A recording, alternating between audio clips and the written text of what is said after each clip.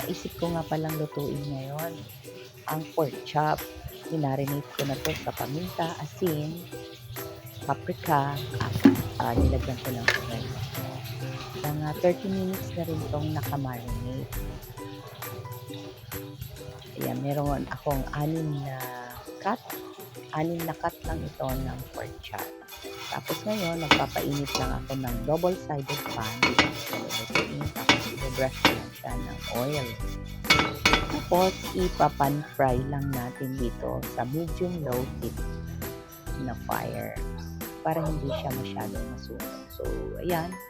Ganyan lang. Ilalagay na natin sa maganda guys yung luto dito sa double-sided pan kasi alam nyo, napakalambot at crispy pa yung result ng pagkakaluto ng meat.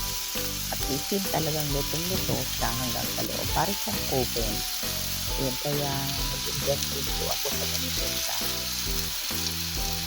So, lalagay na natin lahat. Then, siguro mga 20 minutes. I-cover ko. Tapos, after 20 minutes, titingnan natin kung ano nangyayari. Basta yung apoy niya, medium low heat lang siya guys. So, nakita nyo naman, sarap talaga ito. Super yummy talaga ito. Tapos, isaw-saw, may suka. Ayan, so, tatakpan na natin. 20 minutes. Double-sided pan. Pinili ko pa yun. Galing sa Korea. So, yan, after 20-25 minutes. So, balik ka rin lang po natin. Tingnan natin kung ano nangyari doon sa kabilang side. Ayan. So, dito ang ganda ng pagkakaluto. Itong luto siya talaga. Kabilang side pa lang. So, dito, pagkatapos natin balik ka rin.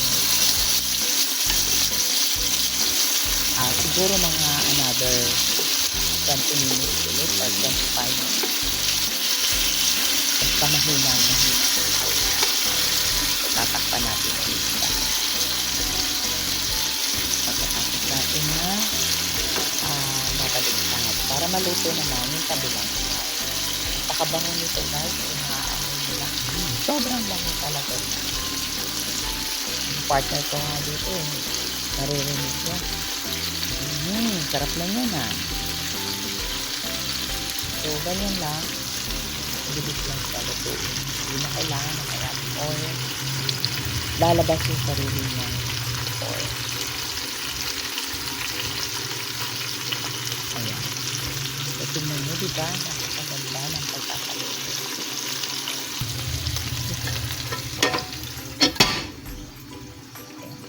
Tinakpan ko ulit muna.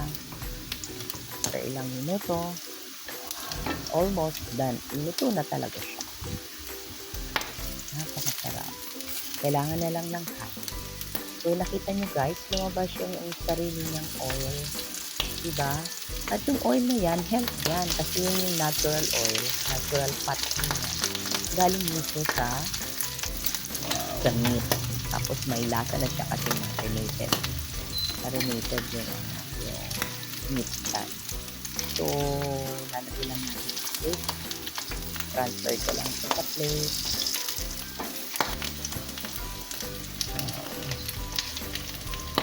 Ayan diba? Napakaganda. Tamang-tama yung pagkakaluto niya. Super soft yan. Malambot. Ilipat na natin yan sa plate.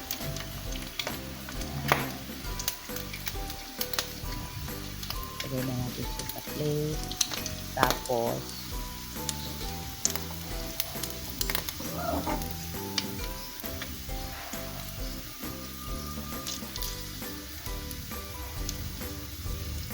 ayan, grabe sarap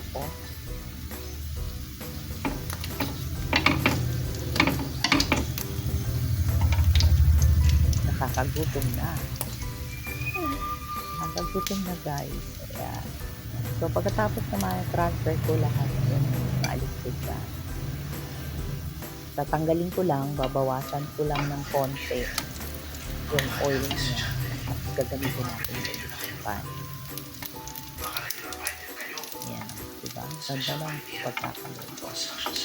Tamang-tama lang.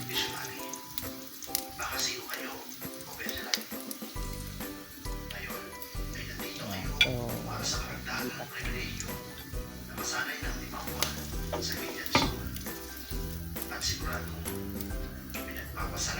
Alisin ko na, next ko na dyan. Yun yun na, ito na pinakita. So guys, di pa talaga ako masyadong marunong mag-cooking. Trial pa lang. Kaya tapos inalis ko na nga, sabi ko kanina, inalis ko yung mga oil na. Tapos meron akong leftover na rin. So dito ko na siya hinanto. So, masarap yan kaulan, no? Pork chop ate. So, ano lang, parang sangag lang. Hindi ko na siya nilagyan ng salt kasi medyo sausawan na. Tapos ipapataste test natin dun sa partner ko. Tingnan natin. Alamin natin kung ano yung masasabi. Parang sangag-sangag lang siya. Gamit namin na rice dyan ay halong black na. Kaya kita nyo naman medyo parang may black siya. So yan, i-plate natin. Papatikin ko sa partner ko kasi ako hindi pa ako to kakain. Tingnan natin, alamin natin kung ano yung masasabi niya. Abangan nyo. Sabi ko, try lang niya eh. Kalimutan niya nga gumamit ng sausawa. Hamak pa yun. Yung hihiwain mo lang. Ito, dali. Yung wata ng kilawin. Anong kilawin? Ano lang, hiwain mo lang kasi tikman. Lagyan ng sibuyas. Dapat kutsilyo. Ito. Malambot. Sabi mo pag malambot. Wow, lambot! Meron pala siyang bone. Isa pa. Kaya gumamit ko siya ng Apa?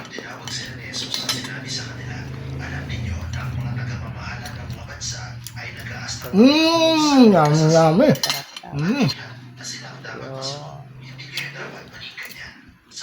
Maraming salamat ulit sa inyo. Pwede niyo pong gayahin ito. Napakadali lang lutuin. Thank you.